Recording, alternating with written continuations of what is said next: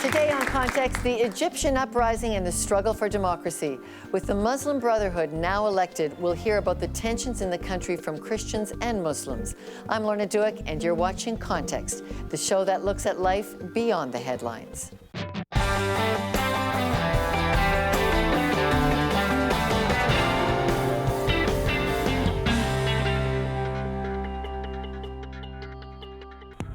The world watched in awe as 1 year ago, the Egyptian people began a revolution which spread through the Middle East.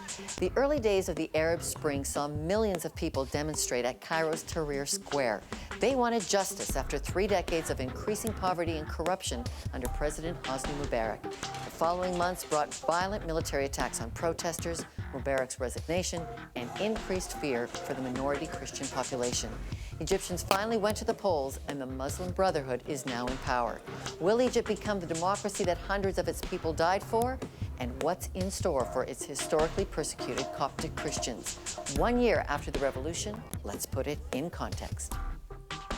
Our first guest is Walid Phares, an author, professor, and Middle East expert. He briefs the U.S. Congress and the UN Security Council on matters related to international security and conflict. He's also the author of several books, including The Coming Revolution, which predicted the Arab Spring uprisings, and he joins us now from Washington. Thanks, Dr. Phares, for being with us. Thank you for having me today on this issue. Egypt's first free and fair election, 36 new political parties. Was the election truly democratic? Well, the actual electoral process was, on the whole, democratic, meaning all the administrative measures were actually respected with some glitches right and left. But the actual education process of the voter, and more specifically those who were inclined to be secular and democratic, meaning non-Islamist, that process was not enough. Many of the voters didn't have enough time to either understand the agendas, or some of the political forces, including the youth, women, minorities, Copts, were not given enough time to form their own political parties. So what you have is one exercise, which was democratic, but the democratic culture needs way more exercises for Egypt to move from under authoritarianism to a pluralist democratic stage. Okay, so what ended up happening is a majority of the seats went to the Islamic Party. 62% are either Muslim Brotherhood or Salafists. What does that mean? Well, basically, when a majority of seats goes to the Islamists, should they be Muslim Brotherhood or Salafists, it meant that the other chunk of the voters didn't have enough time to organize into political parties, were not really supported and funded the way the Muslim Brotherhood were, didn't have media to support them the way the Islamists, including the Salafists, had in the Arab world. That means that the next government is going to be formed or dominated or at least influenced by the Muslim Brotherhood agenda. The question is going to be, will the next Islamist government in Egypt allow the seculars to organize themselves, to express themselves, so that in the next election cycle, they will have a chance, i.e. women, minorities, students, artists, and seculars in general, to come back and have a good representation. Now, I was under the impression that this was a pious-driven vote, that those of us in the West didn't understand how deeply a love for Islam affects a vote. Was it that, or was it just familiarity? Well, there is no doubt about it that a majority of the Muslims in Egypt, Muslims are a majority of Egypt, more than 85% of the Egyptian people is Muslim, Sunni. The majority of those are pious. But then the issue is about, would they support an Islamist agenda? You can be pious, but yet not support a Islamist or even a Salafist, let alone a jihadist agenda. What has happened is that the Islamist coalition, that would be the Muslim Brotherhood, the Salafists, and their smaller allies, took advantage of the fact that the majority of Egypt's Muslims are pious, while those Muslims who are pious but secular and not organized didn't have enough time. So yes, one can say that the West did not understand how the Islamic fundamentalists were able to take advantage of the short time for the Egyptian electorate to express themselves. Reports say 100,000 Christians have left the country since last winter's revolution. Where are they going and why are they leaving? Those are big numbers. These are extremely big numbers. The Christians of Egypt, known also as the Copts, are somewhere between 10, 15, some would even say more, percent of the population. We're talking about at least 15 million. That's the largest Christian community in the entire Middle East. Coptic leaders and NGOs, both in Egypt but also in the international community, have for many years stated that they have been suppressed and oppressed. And even with the collapse of the Mubarak regime and the success of the so-called Arab Spring, Copts have been attacked in Alexandria, in Cairo, in Upper Egypt. And Copts feel that it is not just the jihadi element or the extremist element, but even the military council suppressed them when they organized their own demonstrations. So because of this general feeling among the Copts that their future is very much under intimidation, tens of thousands have left. Others are preparing themselves to leave. They are joining other established communities in the United States, Canada, Australia, Europe, or beyond. And what is your prediction for the future of democracy there in Egypt? Were we premature? Are we going to be looking at a stronger Sharia law? What's going to happen? Well, knowing that the Muslim Brotherhood and the Salafists took advantage of this one breach that occurred in Egypt's authoritarian modern history to form the next government, if they are going to implement Sharia law the way they see it, it means that the freedoms of the Christian Copts, but also of the Muslims who are secular, those freedoms are going to shrink, which means that many Copts may consider to leave, and that would be a negative with regard to the presence of Christians in Egypt and in the Middle East. So what is important right now is that the international community will help Muslim seculars, humanists, Christian minorities in Egypt, and women as well, to coalesce, organize themselves, and basically ready themselves for the next round of elections to be better represented than in the last one. One election does not build democracy. It's a process, and that process needs the international support as well.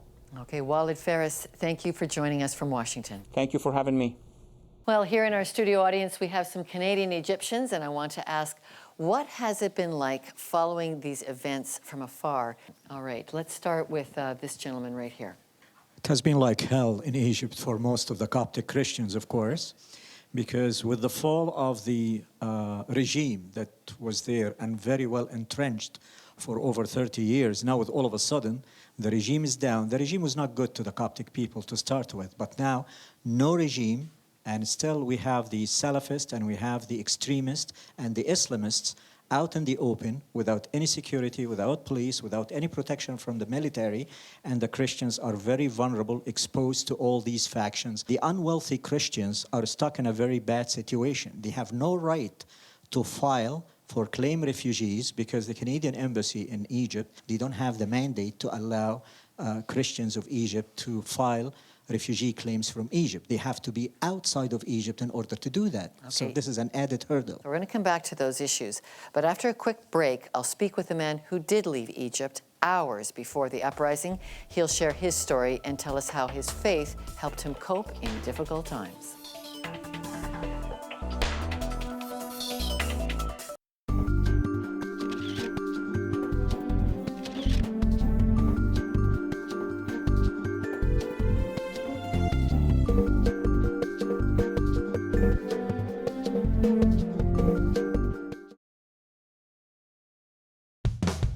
We want you to be a part of our studio audience. If you're in the Toronto area, contact us.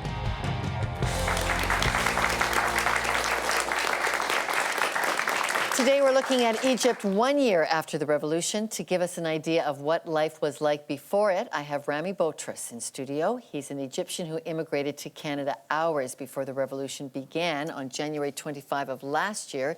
Rami, thank you for joining us. What did you have? A sense that you must get out now? What was it like? Okay, actually, it's have been very difficult days in Egypt, and you cannot decide anything. Everything is, you are not certain of anything what's happening in the future, and it is a risky life there. Well, in our studio audience, we have Sam Fanous, an immigration consultant that works with the Egyptian community. Sam, Is that typical what you're hearing? It's just too unstable. This is quite typical for the Coptic people of Egypt as well as the mainstream Muslims in Egypt. This is how it was. The risk was increasing by the hour, the uncertainty. Everybody knew that something is going to happen, something big, some big explosion was going to happen. That's why a lot of people contacted us in the immigration business to see ways of getting out of Egypt at that time. And months before that, but exactly as Rami explained, the days preceding the revolution was quite chaotic, just like everybody wanted to leave or get evacuated. Okay. Rami, tell us what was difficult about your life and why. Actually, we might have good income because of our job, but we face every minute the risk of life, the risk of uncertainty. Actually, I'm a father and I have to protect my family. One of the main concerns which irritates me all the time, why my 4-year-old daughter is hated for nothing except for her religions. Because you are a Christian family. Yeah. And she felt hatred? Yeah. How was that evidenced? Yeah, actually, one day she told me, my friend do not want to play with me again. And when I asked her, why did you do something wrong? She told me, no, her mother told her to do that. So it's quite evidence that she is not a Christian, for sure. And we have faced this many times. She's treated not like the others. We have been treated as a second-degree citizenship. So in the case of that kind of discomfort, what is it about your Christian faith that makes you say, I'm hanging on to this? It could be, I mean, to have to move countries because you wanted to keep your Christianity. What is so important to you to do that? Okay, actually, this atmosphere makes me do not feel comfortable for my family, and I do not see any solution for that. It is surrounded by people who dislike you, people who might kill you by a way or another, and this erupt a very good reason to leave the country, and I have to do it. I might have a good job and good career there. You're a media consultant. Yeah, but it is not good for my family, even my wife. It is very risky for a Christian woman do not wearing the hijab, the veil, to walk on the street of Egypt. She might have many, many bad words or many kind of harassment because of that. Did you ever consider abandoning belief in God, belief in Christianity, in Jesus? Not at all, not at all. Why not? I tell you something, it's our power. We see that those people are doing bad things, and I have all my power. I have the success through my Jesus Christ, through my faith. I feel peace with Him. How can I leave the only source of peace? This is not will not go anywhere. Your faith asks you to love your Muslim neighbors. Yeah. How do you do that? First of all, I'm differentiate between the acts of the people that they are pushed to and the idolaters. People in Egypt, they are aroused to hate Christians, and these walls might fall after the revolution. Some people began to respond positively. So if you persist to love, if you persist to be peaceful with other people, other parties, this is good for your country, this is good for your peace. And those people began to discover real Christianity. We have seen many people in Muqattam where thousands, hundreds of thousands were praying, and among them is Muslims. We have seen the New Year Eve. Many people are singing the Christian songs, and there are women who wear hijab and many people. So it's time, I think, to preach, and it might be our role here to reinforce this. There are a lot of people, I call them the dark powers, who want to dominate by by making Sharia and such stuff. And this is against the Christians in some ways. However, many people, Muslims, the neutral Muslims, do not like this and began to accept some Christian ideologies which was not before. So you have hope that there can be love between these two different people groups. Definitely, yes. And we have to pray for this and support this even from here to Canada to preach. Okay, well, coming up, I'll speak with a Christian activist and a Muslim imam on what we can expect for Egypt under the leadership of the Muslim Brotherhood. Stay with us. I was against the revolution like since the first day. I've been against it like since the first day because we expected the exact same thing happening. Because it's like the equation: highly religious people who are illiterate gonna lead to this, and we knew, and we don't know what we gotta do, and we don't know how it. Like I think like a lot of liberated Muslims, we want to leave the country. Like we don't like we start not caring too much, and we want to leave. And for me as a liberal Muslim, I'm looking to leave the country.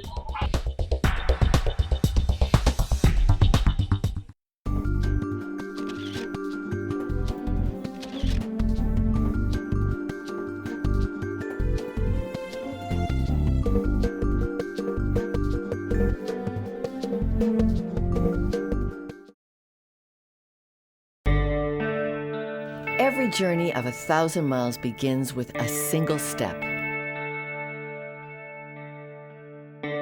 But what comes after that first step is taken?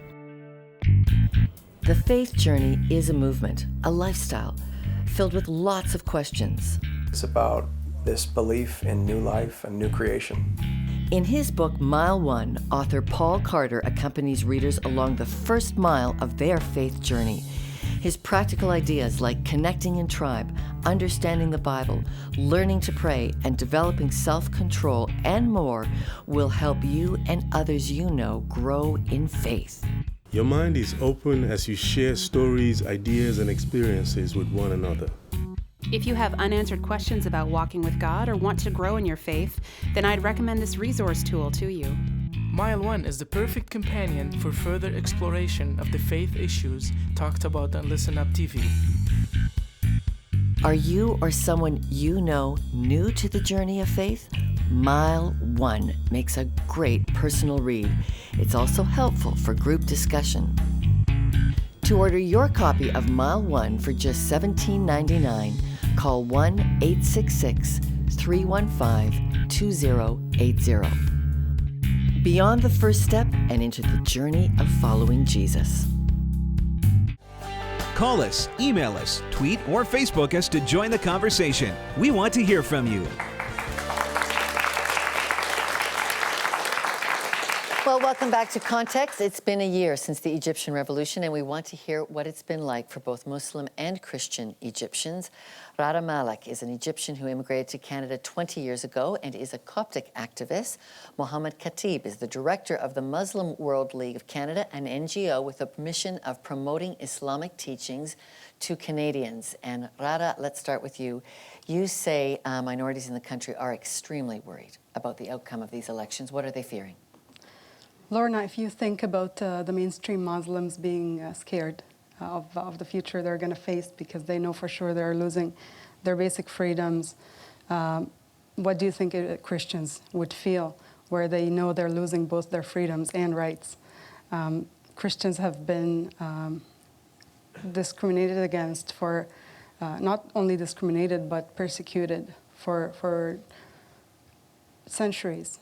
And there's 15 million, which is a small minority in a large country. Mohammed, what would you say to that accusation? Is their fear ungrounded? I think like we have to realize first that we are in Egypt, we are leaving the dictatorship era and entering democracy. Democracy will provide every human being, every citizen in Egypt, his rights, and he will know his obligations and his rights. So I'm very optimistic. But you know, the track record of the neighboring countries, whether you look wherever there is an Islamic majority government, is very poor. What can you assure us? We're not on the road to another Saudi Arabia, another Afghanistan, another Northern Sudan. Yeah, because now we have democracy in Egypt. We don't have democracy in Saudi Arabia. Okay. So democracy will protect these rights and adjust itself. Like, okay, let's say those Islamist, not a good people, they will get one chance in democracy umbrella. They will get one chance. And people will realize that they are not good enough, then they will not vote for them again. Brada, is that the work of democracy? Does that assure you?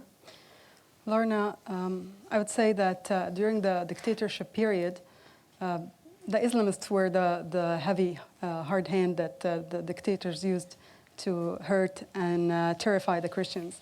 Now these people are going to be the boss. They're going to be the one with the they're setting the rules. There's currently no constitution. They're going to set the constitution.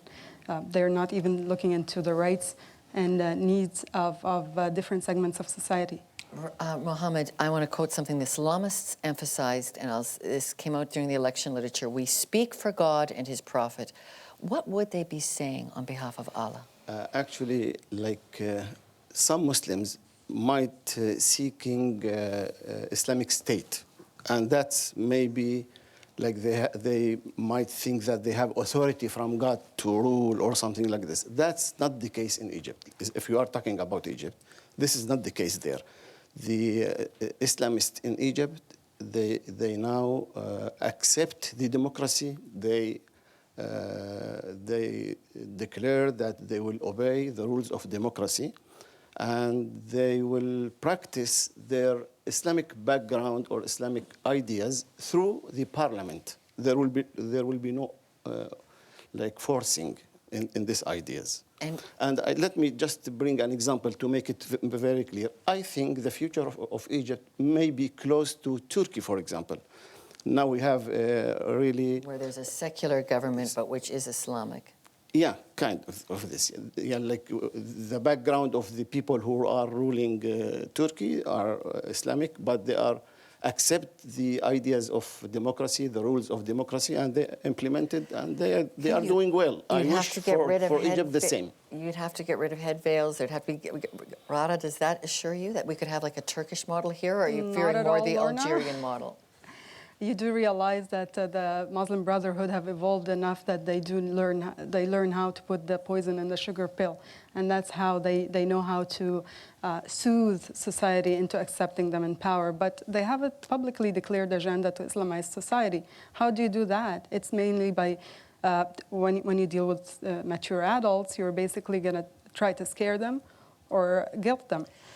That has been a public declaration that they hope to Islamicize their Egyptian society. How can you assure us that it will be a positive move for all rights?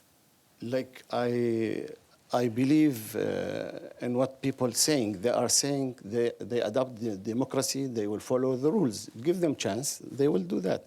And in the same, it's not only Egypt. I said Turkey, also Tunisia, for example.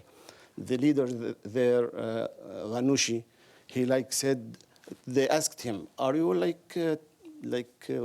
you will enforce Islamic ideas in your country? He said, we have 1 million people, they are all of them unemployment. I will not focus or ideas now, ideology. I'm focusing on finding job to those people.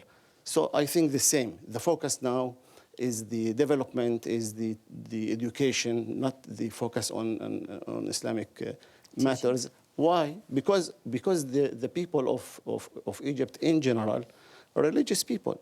I have been there last month. They are much more religious than we are. They are religious already. Yes. They don't need more religious rules. They are already behaving very good as a religious side. They need democracy, and the Islamists adopt the democracy. All right. Well, time will tell, and Rada, I know that doesn't assure you. But can I conclude with one quote from Mr. Mahdi Akif, who used to be the head of the Muslim Brotherhood in 2006, when he said, "To hell with Egypt, I'd rather have a Malaysian Muslim as my president than a non-Muslim Egyptian. All right. Well, now we want to know what you think. Can human rights thrive in a post-Mubarak society? What's your view on that? Send us your answers by phone, email. You can send us Twitter or a Facebook message, but we'd love to know what you think, so be part of the conversation.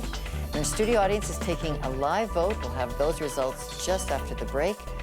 And next, I'll bring my thoughts on Egypt's future for religious freedom. Are you planning to be in the Toronto area and want to watch a live taping of the show? Lorna invites you to be her guest. Email tickets at contextwithlorna.com or call 416-599-9777 extension 33 for more information.